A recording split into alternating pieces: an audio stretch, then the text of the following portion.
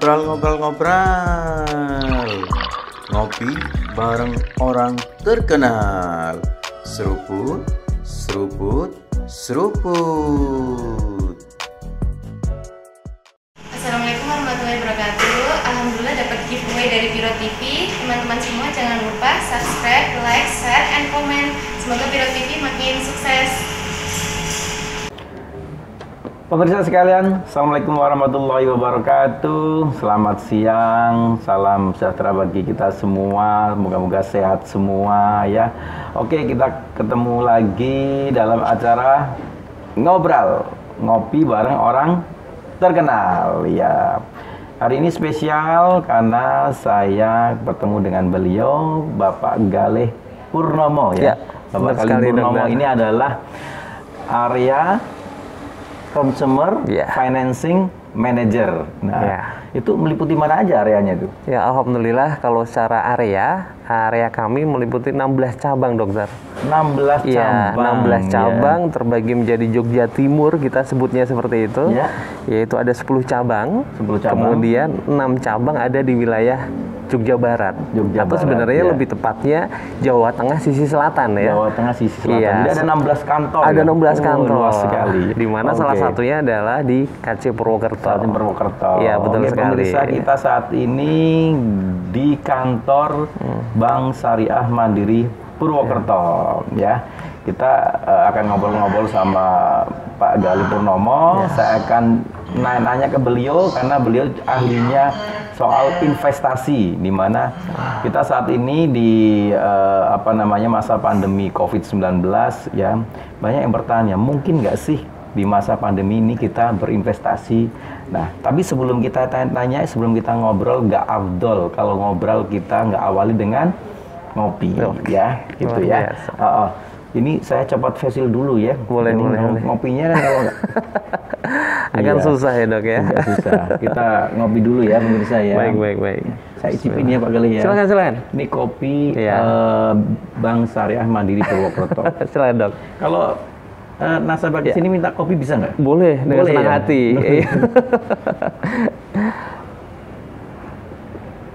Alhamdulillah. Ya, kalau kopi itu jadi bisa lebih energi, ngobrolnya lebih enak ya. Insya Allah, Dokter. Nah, kembali lagi nih Pak Galih ya, Pak Galih ya. Masa pandemi ya, masa pandemi COVID-19 dari bulan pertengahan Maret ya. Betul, Maret. Pertengahan Maret, kemudian April, Mei, Juni, Juli, Agustus, sekarang September itu hampir 7 bulan. 7 bulan, betul. Banyak mengakibatkan beberapa dampak ya, terutama dampak ekonomi di mana perekonomian ya, kemudian usaha-usaha juga banyak yang gulung tikar dan sebagainya. Nah,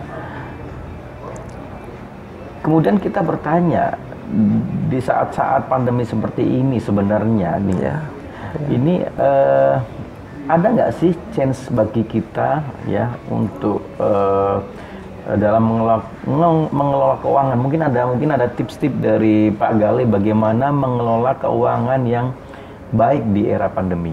Baik, Dokter. Saya coba untuk sharing ya dalam kesempatan kali ini bagaimana kita tahu bersama bahwa tidak hanya Indonesia, bahkan dunia semenjak pertengahan Maret ya sampai dengan bulan saat ini sudah 7 bulan kita lalui pandemi COVID-19 begitu menjadi sebuah momok buat kita dalam beraktivitas ya. Bukan dalam hal ekonomi, akan tetapi ternyata di dunia perbankan pun sebenarnya juga ada beberapa hal yang terpengaruh ibaratnya seperti itu. Tapi alhamdulillah dari sisi kami di Mandiri Syariah tentunya itu menjadi tantangan tersendiri ya. Nah, kami buktikan dengan peningkatan kinerja kami juga yang luar biasa. Yang awalnya aset kami itu di Desember 2019 itu hanya 112 triliun. Di posisi Juni kemarin aset kami sudah tembus di angka 114 triliun. Malah naik ya? Malah naik. Masya Allah. Berarti ini berkah pandemi. Nah, bisa dikatakan itu apa menjadi sebuah iya. challenge ya buat kami. Iya, Ternyata iya. ekonomi syariah ternyata menjadi hal yang menjadi pembeda ya. Bagaimana kami hadir tahun 99 di masa Krismon, ternyata pertumbuhannya juga malah semakin tinggi sampai dengan saat ini. Pertanyaannya adalah di saat yang lain turun pada masa pandemi, ekonomi syariah terutama Bank Syariah Mandiri itu malah omsetnya naik. Alhamdulillah. Nah, rahasianya apa nih? Rahasia ya. Rahasianya. Tentunya kalau kita bisa bicara mengenai rahasia, tentunya ada apa ya, clue-clue yang memang kita terapkan sesuai dengan apa yang menjadi orientasi atau target manajemen khususnya kantor pusat. Secara keseluruhan kami menyatukan visi sama resonansi biar sama dulu gitu dok. Jadi apa yang menjadi arahan, misalnya dari kantor pusat, coba bermain di A, di B, kita coba untuk masuk ke ranah tersebut. Semua cabang sekitar 763 cabang seluruh Indonesia, satu visi, satu resonansi untuk mengerjakan apa yang diinstruksikan dengan kantor pusat. Nah, bicara tadi yang disampaikan sama dokter, bagaimana kita menyikapi masa pandemi ini kaitannya dengan investasi, ibaratnya seperti itu ya dok ya. Nah, tentunya itu juga menjadi bagian dari beberapa target manajemen ke kami, bagaimana produk-produk kami terkait dengan investasi itu coba kami masifkan penawarannya ke masyarakat. Nah, jadi seperti itu, Dok. Ini kan pandemi, kemudian pengelolaan keuangan keluarga, kemudian Bank Syariah Mandiri, ini menjadi suatu pilihan. Ada nggak sih suatu hubungan ya antara pandemi, kemudian pengelolaan keuangan, kemudian Bank Syariah, sehingga ini omsetnya bisa naik? Ada nggak sih? Sangat ada dok. Karena kalau misalnya kita lihat tadi ada pandemi, kemudian ada Bank Syariah, ada pengelolaan keuangan, itu muncul istilah konsep tripartit di situ ya. Bagaimana konsep tripartit itu menjadi satu kesatuan yang ternyata bisa tumbuh antara pandemi, keuangan keluarga dengan Bank Syariah, seperti itu. Itu alhamdulillah. Kembali ke pertanyaan saya tadi, Pak Galih. Jadi bagaimana sih cara mengelola keuangan di era pandemi ini? Apakah harus ngirit gitu ya? Apakah harus pokoknya ini pengeluaran hanya untuk kebutuhan pokok saja atau bagaimana nih yang paling baik dan artinya apa? Artinya bahwa kita juga ada chance untuk investasi gitu. Betul. Jadi isu resesi tentunya akhir-akhir ini menjadi isu paling hangat ya, khususnya di Indonesia ya. Bagaimana isu-isu resesi itu ternyata sudah banyak negara-negara yang lebih jago dari kita seperti Jepang dan sebagainya, mereka sudah mengumumkan itu namanya resesi dan sebagainya. Dan itu ternyata berimbas ke bagaimana masyarakat itu menangkap sebuah isu itu menjadi sebuah kekhawatiran. Nah, kekhawatiran itu terkadang banyak masyarakat yang, aduh, berarti saya harus nabung, berarti saya harus menyiapkan kalau misalnya nanti terjadi resesi dan sebagainya. Nah, tapi apakah hanya dengan tabungan saja dalam menghadapi resesi atau apapun itu di masa pandemi itu sudah cukup? Tentu saja itu tidak seperti itu gitu. Apalagi kalau misalnya kita hanya mengandalkan pengelolaan keuangan itu dalam hal tabungan, kita tentunya masih ingat namanya inflasi ya. Sebenarnya ada contoh kecil dalam sebuah lagu anak-anak dok, yang contoh inflasi itu real nyata. Kalau dokter dulu ingat lagu Abang Tukang Bakso ya dok ya, di situ disampaikan bahwa dinyanyikan. Di situ dinyanyikan, abang tukang bakso, mari sini, saya mau beli gitu ya. Satu mangkok bakso berapa dok? 500 perak. 500 perak, iya. Nah, itu dulu gitu kan dok ya. Nah, coba sekarang dokter nyanyikan lagi itu. Nggak bisa. Berarti satu mangkok bakso berapa dok sekarang? Sudah kisaran berapa itu? 15.000 ya. Tanpa kita sadari dari sebuah lagu itu pun, itu sebenarnya sudah mencerminkan bagaimana inflasi itu real, nyata, ada. Dan itu kalau misalnya kita hadapi dalam dunia sehari-hari, kita hanya mengandalkan tabungan dan sebagainya, itu akan menjadi hal yang nggak baik ya. Tergerus dengan inflasi. Makanya diperlukan namanya sebuah investasi. Kalau kita bicara tentang investasi itu kan sebenarnya ada sebuah makna dok di situ. Artinya ada chance ya di masa pandemi ini untuk investasi ya. Ya, gitu. betul sekali. Nah, artinya menabung itu juga bukan sesuatu yang jelek kan, gitu kan? Tidak. Bukan sesuatu yang jelek. Iya, Artinya betul. pengelolaan persentase mungkin ya. Sepakat, dokter. Nah, Ya, misalkan gini, saya punya saat ini misalkan saya punya gaji 1 juta gitu betul, ya, 1 betul, juta. dokter. Bagaimana saya bisa mengatur ini untuk kebutuhan, ini untuk investasi, Betul. ini untuk apa namanya tabungan dan sebagainya. betul. Bagaimana cara pengelolaan yang benar? Gitu? Iya, iya. Jadi kalau misalnya dokter mengibaratkan seseorang dengan gaji 1 juta gitu ya, itu terkadang ada sebuah alur ya, di mana penghasilan itu dimulai dari mana sih gitu? Ya. Apakah dimulai dari lifestyle? Ya. Kita punya penghasilan, kemudian kita belanjakan sesuai dengan lifestyle kita, atau kita mulai dari kewajiban, misalnya kita punya pembiayaan dan sebagainya. Tapi rata-rata kebanyakan orang pasti lifestyle dulu ya, kewajiban. Menuruti gaya hidup. Betul. Menuruti, padahal satu yang diinginkan yang sama, yang dibutuhkan itu kan suatu hal yang berbeda ya dok. Betul. Jadi kalau misalnya kita punya penghasilan, ada baiknya kita selesaikan dulu namanya kewajiban. Kemudian kalau misalnya kita memang punya kewajiban berupa zakat, ya kita zakat dulu. Betul.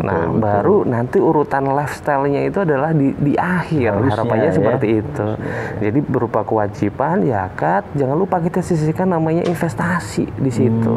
Nah, baru kita ke lifestyle. Karena tujuannya apa? Dengan kita membagi persentase yang tadi dokter sampaikan, tentunya pengelolaan keuangan keluarga kita itu akan lebih terencana. Tidak hanya untuk saat ini, tapi juga untuk masa depan. Apalagi COVID-19 ini kan kita nggak pernah tahu kapan selesainya. Walaupun sekarang negara-negara berlomba ya menciptakan sebuah vaksin, vaksin yang luar biasa gitu.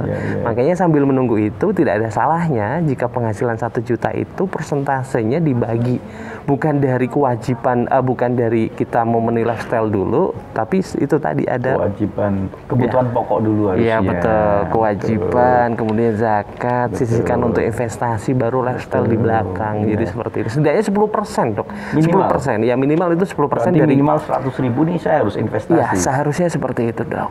Kalau nominalnya 1 juta ya dok ya. Artinya gini. Ya. 100.000 itu investasi untuk ditambungkan atau ada tabungan lain nih harusnya nih? Ya, jadi kalau kita bicara tentang investasi, kalau menurut pemahaman saya itu akan berbeda dengan halnya tabungan dok. Ya, jadi kalau tabungan itu adalah untuk jangka pendek. Baiknya untuk jangka pendek. Betul, karena tabungan kalau untuk jangka panjang kena inflasi kan. Betul. Tapi kalau tabungan untuk jangka betul. Kalau tabungan itu hanya untuk jangka pendek, kita ada kebutuhan mendesak dan sebagainya bisa langsung diambil. Kalau kita bicara investasi itu rata-rata adalah investasi yang jangka panjang ya dok ya. Artinya dia bisa mengikuti atau di atas inflasi perkembangannya kalau investasi. Betul sekali dokter. Nah, pertanyaan saya, apakah investasi itu harus berupa uang? Tidak juga dok, banyak ragam investasi yang Bapak Ibu ternyata itu bisa dipilih. Luar biasa banyaknya. Ini menurut Pak Gali ini kan artinya dari BSM itu pasti sudah mengikuti berbagai macam investasi dan sebagainya. Alhamdulillah. Yang paling recommended, yang paling bagus dan apalagi saat pandemi gini apa nih? Investasi yang paling bagus? Yang paling bagus ya dok ya? Paling bagus kalau menurut pengamatan saya saat ini adalah emas dok.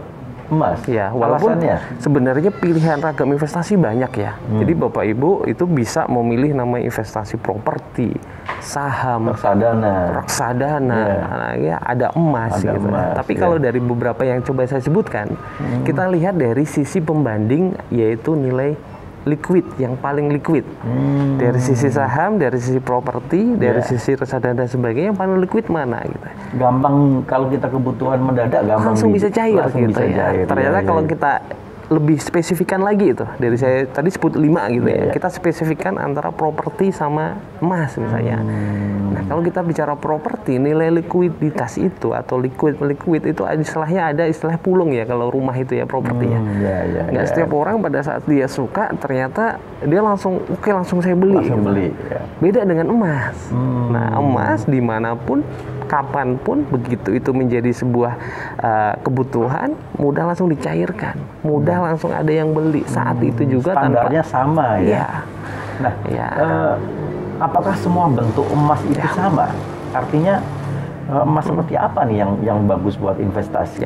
Ya, kita bicara emas, tentunya kita bicara mulai dari sebenarnya sabda Rasulullah. Nabi Muhammad SAW itu pernah bersabda, akan datang suatu masa di mana barang di dunia ini tidak akan mempunyai nilai kecuali dua, dokter, yaitu dinar dan dirham.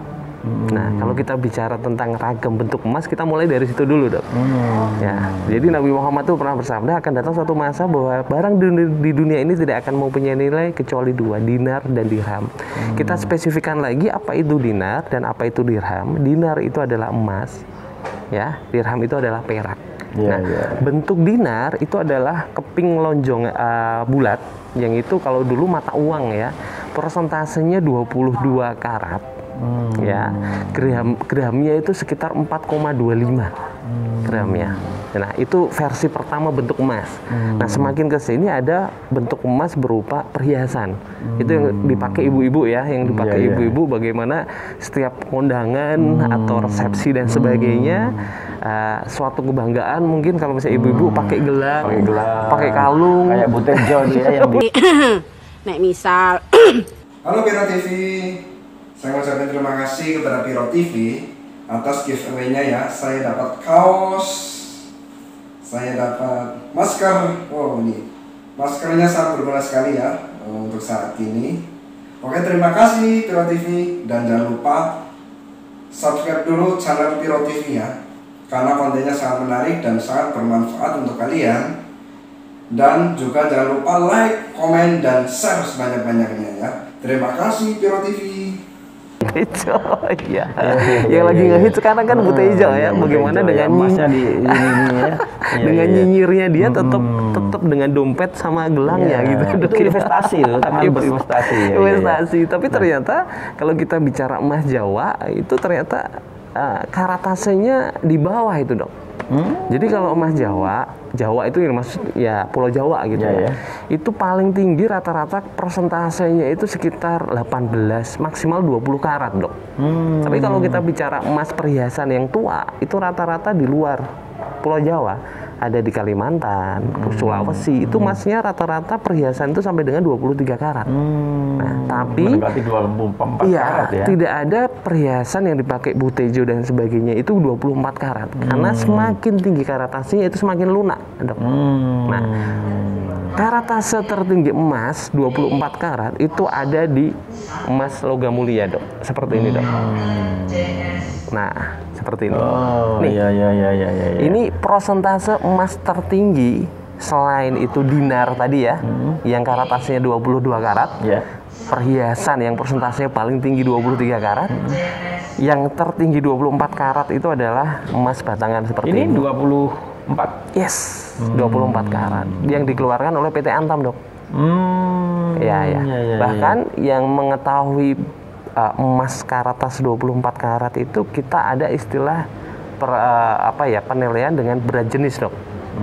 Di mana berat jenis emas 24 karat itu adalah di 19,32. Nah, pada saat kita uji berat jenisnya itu 19,32, itu menunjukkan bahwa emasnya adalah 24 karat. Jadi seperti dikeluarkan oleh PT Antam, dok. Jadi sebenarnya investasi emas yang recommended dan paling bagus sebenarnya dalam bentuk batangan seperti emas ini batangan, ya, 24 karat seperti ini. Betul. Tapi nggak bisa dipakai dia. Nggak bisa dipakai. Tapi sebenarnya ada, dok. PT Antam itu mengeluarkan emas dalam bentuk motif batik, dok. Di mana motif batik itu ternyata bisa dijadikan sebuah leontin yang luar biasa. Oh, bisa dibikin buat leontin gitu. Buat pin Kan itu luar bisa biasa. ya. Pin juga bisa. Jadi seperti itu. Jadi seperti ini. ini, dok ya. Ini bentuk emas seperti ini di masa pandemi seperti ini. Saya ingat betul waktu bulan Februari Maret itu harga emas sekitar 600.000. Sepakat. 600.000. Kemudian sekarang dalam jangka waktu 6 bulan sudah mencapai 1 juta. 1 juta, dok. 1 juta ya, hampir 2 kali lipat ya. Sepakat, dok. 2 kali lipat. Nah, menurut Pak Gale, apakah tren ini dengan melihat kondisi pandemi COVID-19 seperti ini, trennya apakah akan terus naik, Ya. ya kan? Atau akan stagnan, Ya. atau mungkin bisa turun? Ya. Ya, Jadi kita ngobrol tentang emas itu memang tidak ada matinya, Dok. ya, Suatu hal, sebuah aset yang itu sangat unik dan sangat enak kalau misalnya kita obrolkan. Bicara tentang bagaimana proyeksi emas nanti di masa depan, itu tidak terlepas bagaimana kita bicara tentang historical. ya. Historical pergerakan harga emas itu sebenarnya bisa Bapak Ibu lihat di web kitco.com. Kitco. Tulisannya Kitco. K K I I T T C C O O ya .com. Kitco. Ya, kitco.com Ya. itu salah satunya, atau goldpress.com. Goldpress. Ya, goldpress.com. Di situ Bapak Ibu bisa melihat historical emas 5 tahun ke belakang, 10 tahun ke belakang, bahkan dalam 1 tahun naik turunnya emas itu di bulan apa, itu Bapak Ibu bisa lihat. Dari situ ternyata kita bisa menyimpulkan kapan waktu yang tepat untuk beli, kapan waktu tepat mungkin untuk ngelepas. Ibaratnya seperti itu ya. Karena pilihan kita berinvestasi emas nanti di sesi akhir saya akan coba jelaskan yang sesuai dengan profil resiko masing-masing ya. Saya apakah profil resikonya saya suka yang trading, atau saya suka profil resiko yang nyaman untuk aman, kebutuhan aman, atau yang 50-50, nanti saya akan coba jelaskan. Tapi kalau kita bicara proyeksi seperti yang sampaikan dokter tadi, kita tentu tidak lepas dari bagaimana kita melihat juga data historical ke belakang lewat web yang tadi saya sampaikan. Saya ambil contoh, Dok. Ongkos naik gaji, Dok. Menurut dokter, setiap tahun itu mengalami kenaikan atau penurunan? Naik dong. Naik ya? Ya. Dilihat dari sisi apa, Dok? Ongkos naik gaji rupiah ya, Dok? Rupiah. Ya. Kami ada grafik atau ada sebuah penelitian di mana ongkos naik gaji itu setiap tahun turun, Dok. Berbanding terbalik dengan dokter tadi sampaikan. Salah satunya apa? Karena dokter tadi membandingkan dengan nilai rupiah. Nah, nilai rupiah itu kami konversikan dengan emas, Dok. Bagaimana dulu tahun 97, ongkos naik haji itu dirupiahkan hanya 7,5 juta, Dok. 7,5 betul, Ya. betul. 97 ongkos naik gaji 7,5 juta. Ya. Saya konversikan 7,5 juta tahun 97 ke dalam bentuk emas, dapat berapa, Dok? 310 gram emas. Itu tahun 97 tuh, Dok. Berarti 1 gramnya dulu Masih berapa, Dok? Tinggal dibagi aja kan ya. betul, Nah, betul. jadi masih sekitar 25 30 ribuan lah, 30 ribuan. Semakin ke sini ongkos naik gaji 7,5 juta, 2010 itu sekitar 28 juta dan sebagainya. Betul. Kemudian yang terakhir terbaru 2019 kalau nggak salah sekitar 35 sekian 5 juta. sekian tuh reguler, Nah, ya. coba 35 juta dikonversikan dalam bentuk emas. 1 gram 1 juta sekarang ya. Iya, berarti berapa, Dok? 35 gram doang. Iya. Padahal tahun 97 310 gram. Sekian gram. Bayangkan kalau misalnya Bapak Ibu tahun 97 udah investasi emas. Berarti tinggal dibagi 35 gram. Udah bisa naik gaji berapa orang, Dok? Bisa 10 kali lipat lebih ya. 10 kali lipat ya. Dan sebenarnya apa yang saya sampaikan ini itu menggambarkan. Betul. Menggambarkan apakah nanti ongkos naik gaji di tahun depan itu Ya. bisa hanya dengan 20 gram. Tentunya harga emasnya sudah naik gitu. Jadi sudah nangkep ya, Dok, esensinya ya. Betul. Ini bisa memproyeksikan berapa nanti harga emas ke depan. Seperti itu, Dok. Kalau menurut Pak Galih, Iya. saat kondisi seperti ini Betul. nih, pandemi nih Ya. Ini saya mau investasi emas nih. Ya. Kemudian aduh, ini kan 1 juta ya. Ya. Ada semacam ketakutan. Saya beli sekarang. Ya. Takutnya besok vaksinnya Turun. keluar. Ya, jadi turun. nih. Nah, ini gimana nih? Ada semacam prediksi ketakutan seperti itu gitu. Ya, sebenarnya saya malah ingin mengajukan pertanyaan ke dokter nih. Kalau saya bertanya balik ke dokter, Dok, waktu yang tepat dan paling efektif untuk beli emas pada waktu kapan, Dok? Menurut dokter nih. Pada waktu kondusif ya. Oke, ada lagi, Dok? Atau cukup itu aja pada waktu kondusif gitu ya, atau pada waktu vaksin nanti udah ditemukan gitu ya, Dok ya, atau apa gitu ya? Ya, artinya bahwa Ya. Dalam kondisi yang stabil ya, Betul. kondisi yang stabil. Betul. Ya, kondisi yang apa ya, perekonomiannya juga bagus dan sebagainya. Betul, itu ya jawabannya Dok ya. Tapi yang sebenarnya jawaban yang bisa apa ya, bisa menjadi penenang adalah kapan sih waktu yang tepat dan efektif untuk beli emas? Jawabannya adalah pada waktu kita punya uang, Dok.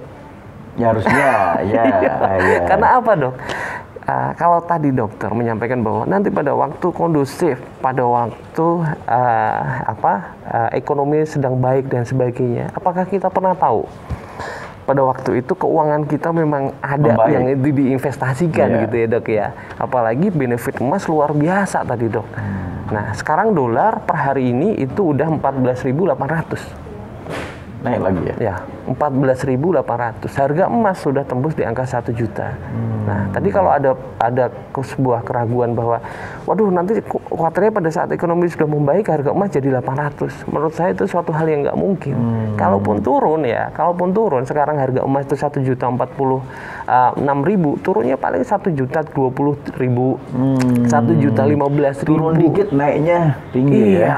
Dan itu sekali lagi kita bisa menggambarkan sebuah proyeksi emas itu dari historical.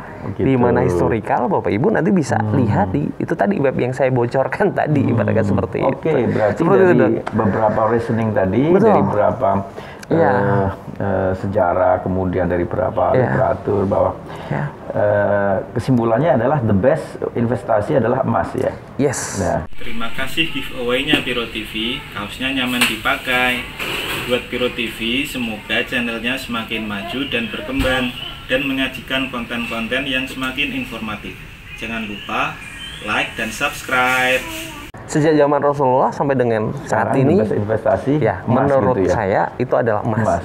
Ya. Jadi dia liquid ya, gampang dicairkan. Betul. Harganya juga akan Betul terus sekali. naik. Nah, ada pertanyaan ini. Betul, ini kaitannya sama investasi emas gitu ya. Oke. Emas itu ada kalau orang tua itu, orang tua saya belilah emas hitam. Emas hitam itu adalah tanah. Ya kan? Kenapa? Gak mungkin dicuri. Betul. Ya kan? Gak mungkin dicuri. Ya kan? Ibaratnya dibiarin aja nggak mungkin orang nyuri gitu kan. Ya gitu ya. Ya, kemudian harganya akan terus up. Ya kan? Ya kan gitu. Nah, kalau emas secara keamanan gitu, ini bagaimana nih? Ini kan gini, kita takut kita misalkan investasi beli emas gitu ya, 100 gram gitu ya. Nggak mungkin kita bawa teng kemana-mana kan gitu, nggak mungkin gitu. Kemudian kita taruh di rumah, takut dicuri orang. Ada nggak tips bagaimana sih cara menyimpan emas yang aman gitu? Betul sekali Dok. Itu tidak hanya dokter ya, saya pun selalu diwanti-wanti sama orang tua saya bagaimana kalau investasi memang emas hitam salah satunya adalah properti, dan alasannya sudah clear tadi disampaikan oleh dokter gitu ya. Kita bicara emas, bagaimana tingkat keamanannya ibaratnya seperti itu. Sebenarnya beberapa bank itu sudah menyiapkan fasilitas namanya safe deposit box ya Dok. Di mana safe deposit box di situ itu adalah fasilitas untuk tempat penyimpanan baik benda-benda yang berharga yang dimiliki oleh para nasabah. Mungkin nanti Bapak Ibu bisa memanfaatkan fasilitas safe deposit box tersebut. Di BSM ada? Ada Dok. Safe deposit box tersebut untuk tempat penyimpanan. Itu yang pertama ya Dok ya. Nah, kemudian yang kedua, sebenarnya ada suatu trik bagaimana kita berinvestasi sekaligus menyimpan emas Dok. Berinvestasi sekaligus menyimpan emas. Bagaimana nih triknya? Nah, ini menarik ya Dok ya. Ini harus kita ikutin nih pemirsa. Mau jadi durasi satu atau selanjutnya nih Dok? Lanjut aja ya Dok. Lanjut aja. Daripada pemirsa penasaran gitu ya. Ini sekalian ini investasi emas aman. Bagaimana nih triknya? Iya. Tadi saya berikan sebuah penyampaian bahwa tadi dokter menyampaikan kalau emas hitam kan nggak bakal dicuri di situ dan sebagainya. Emas bagaimana? Saya berikan gambaran bisa dengan SDB gitu ya. Tapi kalau SDB itu kita hanya menyimpan emas. SDB. Ya, safe deposit box tadi. Safe deposit Kita box hanya tadi, menyimpan ya. emas. Ya, tapi tidak berinvestasi, hanya menyimpan. Investasinya adalah nunggu nanti harga emas tinggi gitu ya. Gitu ya, Dok ya. Itu yang poin pertama. Just gold itu tadi, emas itu tadi investasinya. Ya, investasinya. Tapi ada satu hal yang menjadi pembanding dengan SDB, yaitu adalah dengan gade emas, Dok. Gade emas. Ya. Gimana caranya itu? Kita bicara gade emas itu, kita sebenarnya bisa mengkolaborasikan antara kita menyimpan emas dengan kita berinvestasi emas. Misalnya nih, dokter, alhamdulillah dokter sudah punya tabungan emas 1 kilo, di mana 1 kilo itu sudah terbagi menjadi beberapa pecahan gram misalnya.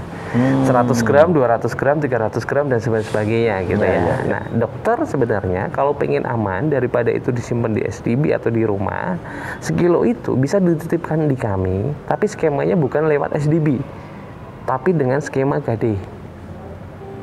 Di gade. Ya. Saya punya 100 gram. 100 gram. Iya. Ya, daripada disimpan di rumah sama SDB. Di SDB. Ya, SDB kan nggak akan berkembang kan? Betul. Emasnya bentuknya tetap akan Sesuai 100 gram. emas. Betul. Ya, betul. Nah, Disimpan titipkan aja di kami lewat gade. skema gade emas. Gade emas. Oke. Kemudian Oke, benefitnya apa nih? Benefitnya adalah pada waktu dokter menyimpan 100 gram ke dalam bentuk gade emas di kami, ya, itu kan muncul sebuah nilai pembiayaan ya, kami sebutnya seperti itu, nilai pembiayaan yang dihitung, yang ditaksir dari nilai emas 100 gram tersebut. Misalnya dari 100 gram, sekarang kita kalau beli per gramnya 1 juta kan 50 juta ya, Dok ya. Jika di tempat kami nanti dapatnya misalnya 40 juta misalnya gitu ya, Dok ya. 40 juta ya, Dok ya. Nah, 40 juta itu ya, Dok, kira-kira dokter bisa nggak investasikan lagi untuk dokter beli aset lain berupa emas? Maksudnya dokter punya 100 gram. 100 gram. Ya, digadekan. Ya, dapat 40 juta. 40 juta nih. Nah, emasnya dokter berarti aman nggak? 1 gramnya itu 400.000. Ya, kurang lebih. Itu simulasi aja, Dok. Simulasi aja, karena kan nilai emas kita taksir lagi. 400.000 ya. Nilai emas kan kita taksir lagi ya, Dok. Ini kita bicara simulasi. Jadi dokter punya 100 gram digadekan, ya. Dokter kan ingin tadi emasnya aman gitu ya. Digadekan itu kan berarti emasnya disimpan di bank kan, Dok? Nah, disimpan di bank berarti secara keinginan untuk aman kan terpenuhi ya, Dok ya. Nah, nilai investasinya di mana gitu ya dibanding dengan SDB. Kalau SDB dokter hanya nyimpan saja tanpa memaksimalkan potensi dari emas tersebut. Tapi kalau dengan gadai, dokter nyimpan di BSM lewat gade emas, dokter dapat modal. Nah, modal itu dokter kelola untuk kebutuhan yang produktif. Sekali lagi ya, produktif. Saya garis bawahi produktif, bukan konsumtif. Jadi kita bisa ambil tuh 40 juta itu. Yes. Nah, 40 juta sekarang kita hitung-hitungan, Dok. 40 juta dokter punya usaha, ditambahin usaha tersebut ternyata dokter punya profit kurang lebih sebulan itu sekitar 15%. Misal usaha tersebut ya, dokter ketambahan modal nih 40 juta ya, 40 juta. Kewajiban dokter per bulan lewat gade emas di kami kita asumsikan 1%. Ya, berarti dari 15% keuntungan dokter dikurangi 1% kan masih untung berapa, Dok? 14% kan, Dok? Ya, berarti emas itu membantu dokter nggak? Untuk kebutuhan produktif dokter. Sama aja emas itu adalah sebagai penjamin ya. Yes. Tapi yang betul, tetapi yang menjadi pembeda antara emas itu dokter disimpan hanya sebatas rasa aman disimpan, tapi bedanya dengan digade dokter adalah memanfaatkan emas tersebut untuk bekerja dengan dokter.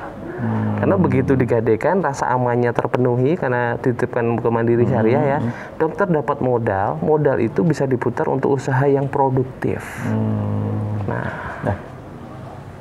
oke, ini berarti kan ada skema pembiayaan ya, syariah, kemudian ada skema penjaminan emas gitu ya.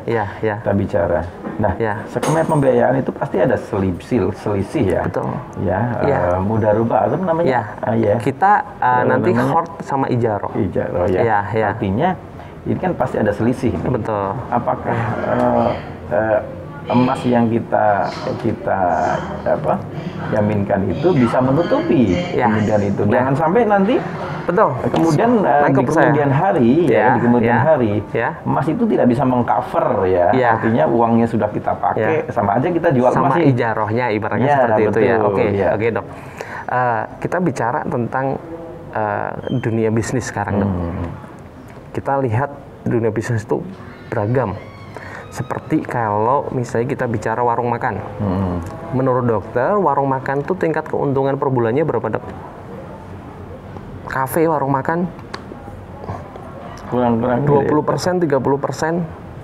Kalau per item minum itu pasti tinggi ya. Tinggi ya, oke. Tinggi. Cuman kan kalau secara all bergantung ini juga ya, omset dan sebagainya ya. Ya seperti yang saya sampaikan tadi, kafe yang identik dengan warung kopi gitu ya, itu kan tingkat persentase keuntungan lumayan tinggi ya Dok ya. Konveksi, kita bicara konveksi itu. Konveksi itu keuntungan sekitar 30-40. Kalau kita ngambil banyak kan bisa seperti itu ya Dok ya. Nah kemudian dokter ternyata saat ini sudah punya warung kopi satu misalnya. Dengan rata-rata setelah dokter analisa dan sebagainya, tingkat keuntungan rata-rata per bulan sekitar 20% atau 30% misalnya Dok. Itu baru satu ya Dok. Nah kira-kira apakah nggak tertarik dokter di saat memang ada peluang emasnya dokter itu bekerja untuk dokter? Yang dimaksud bekerja di sini apa? Daripada emasnya disimpan di SDB atau di rumah yang tidak menghasilkan apa-apa karena hanya menyimpan rasa aman saja, mending emasnya tadi itu disekolahin lewat KD emas, di mana hasil dari KD emas itu dokter punya modal kan Dok. Tadi tingkat keuntungan kopi berapa Dok? 20-30% ya Dok ya. Kemudian dokter buka cabang satu lagi Dok dari hasil KD tadi ya. Oke. Yang tadi dokter sudah punya pengalaman bahwa keuntungannya 20-30%. Nah, ijaroh kami per bulan itu sekitar 1%-an Dok. Berarti kalau tingkat keuntungan tadi 20-30% ya Dok ya, per bulan itu ya Dok ya, hanya diambil 1%, kira-kira untung atau rugi Dok? Masih 19% ya. 19%. Oke, itu kan ya artinya kalau memang kita bicara sesuatu yang produktif ya itu ada chance yang untuk lebih melipat gandakan kan seperti itu. Ya, konteksnya produktif ya Dok. Produktif, ya. Tadi saya sampaikan untuk produktif, tapi kalau untuk konsumtif yang statis ya, artinya invest yang saya pengen, karena ada orang yang saya pengen naruh sesuatu uang saya, pengen jadi sesuatu yang dia terus berkembang tanpa saya ngapa-ngapain. Ya, kan, ada itu. hal yang semacam itu. Kalau tadi Gade tadi berarti bicara sesuatu yang kita ingin melipat gandakan ya, sesuatu yang produktif. Betul. Oke, Pak Gali. Ini ada pertanyaan, mungkin pertanyaan terakhir ya. Siap. Ini yang terakhir dan ini pasti jadi mungkin pemirsa sekalian pengen tahu, apalagi saya juga pengen bertanya ini. Semisal nih, nggak semua orang itu mempunyai jumlah uang yang sama seperti itu. Di mana banyak orang punya keinginan tadi setuju bahwa emas itu adalah invest yang baik, yang bagus kan. Saya tadi contohkan punya gaji 100.000. Ya, 1 juta tadi ya. 1 juta. Di mana kemudian untuk investasi persentasenya adalah 100.000. Ya, 10% ya tadi ya, kita hitung-hitung ya. Oke. Kan? 1 gram itu kan berarti 1 juta. Betul. Ya kan? Betul. Nah, minimal tadi emas yang terbaik untuk investasi adalah bentuk emas batangan. Emas batangan. Betul, 24 minimal karat gramnya adalah emas batangan itu dimulai dari 1 gram itu sudah ada. 1 gram ada. 1 juta. Ya, 1 juta. Berarti kan saya harus menunggu 10 bulan untuk bisa beli. Nah, ini bagaimana nih? Padahal saya pengen invest sekarang nih. Betul. Nah, ini gimana nih? Itu suatu hitung-hitungan yang mungkin agak jelimet gitu ya. Saya berikan satu hal yang solutif ya, seperti bukan isolatif ya, solutif ya. Solutif ya. Solutif kayak Butejo ya. Kayak Butejo gitu. Suatu hal yang solutif yang dimaksud solutif di sini adalah lebih ke ragam kita investasi emas itu banyak Dok. Dimulai dari kita beli langsung, dimulai dari kita mungkin main saham tapi berupa emas gitu ya. Ada yang kita beli secara dengan kartu sisi ya, kan ada ya Jadi toko emas itu ada beberapa yang dia menggunakan model CC itu bisa diangsur gitu ya. Dan yang terakhir itu ada, kalau di kami dok, itu ada namanya produk cicil emas mandiri syariah dok. Produk cicil emas mandiri syariah. Nah, ini sebenarnya sebuah solutif tadi untuk menjawab pertanyaan dokter, di mana kalau misalnya orang bergaji 1 juta, tadi kalau dihitung-hitung itu nilai investasi yang disisihkan 10%, nah 100.000 ini menjadi sebuah solutifnya dok. Karena apa? Di produk kami di cicil emas ini dokter, itu nasabah hanya menyediakan uang muka 20% daripada harga beli dok. Jadi kalau misalnya tadi 1 gram harga 1 juta, 20%-nya berapa dok? 200.000 ya dok ya. Sudah bisa memiliki 1 gram. Ini saya simulasi ya, sudah bisa memiliki emas 1 gram. Nah, sisanya bagaimana gitu ya? Sisanya itu kan nanti kami berikan talangan, yang 800.000-nya kami berikan pembiayaan. Nah, akadnya secara kami adalah murabahah. Ya, jadi jual beli. Mungkin di kalangan masyarakat masih pro kontra ya, istilahnya emas itu termasuk barang ribawi dan sebagainya ya. Itu kalau misalnya emas itu sebagai alat tukar. Nah, kuncinya di situ. Sedangkan emas di Indonesia itu sebagai komoditas, bukan sebagai mata uang, bukan sebagai alat tukar. Nah, bahkan semua produk yang dikeluarkan oleh bank syariah manapun, tentunya itu bukan hanya usulan dari manajemen kami yang tiba-tiba muncul di permukaan, enggak. Itu sudah melalui penyaringan, analisa, seleksi dari Dewan Syariah Nasional dan Majelis Ulama Indonesia. Jadi sebenarnya tanpa ada keraguan bahwa diseleksi MUI, udah diseleksi Dewan Syariah Nasional. Jadi sudah tidak diragukan ya. Betul, jadi seperti itu. Jadi dengan konsep tadi, masyarakat yang ingin berinvestasi emas itu bisa ngelok harganya di depan tanpa harus menunggu nanti harga emas itu naik atau turun. Dengan uang muka 20%, ya nanti buka rekening di kami. Nah, nanti Bapak Ibu nabung. Pilihan jangka waktunya pun dari 1 tahun sampai dengan 5 tahun. Bahkan untuk 5 tahun dok, tabungan per bulannya itu cuma 100.000 dok. Bayangin dok. Sekarang harga emas 1 juta. 5 tahun lagi kalau misalnya jadi 2 juta, keuntungannya sudah berapa dok ya? Dengan dia menyisihkan per bulan nabung 100.000 ya. Sesuai dengan topik tadi dok. Betul. Oke, sangat solutif sekali. Pemirsa sekalian ya, ibu-ibu di rumah yang ingin berburu emas-emas gitu, ya bisa langsung ke Bank Syariah Mandiri Purwokerto. Hanya dengan 200.000 ya, berarti kalau kita 100.000 per bulan, 2 bulan ya, nabung 100.000 2 bulan langsung bisa dapat emas 1 gram seharga 1 juta ya. Oke pemirsa, mungkin sudah jelas sekali ya. Ya nanti kalau misalkan mau berburu emas lebih jelas lagi bisa langsung ke kantor Bank Syariah Mandiri Purwokerto ya. Bagaimana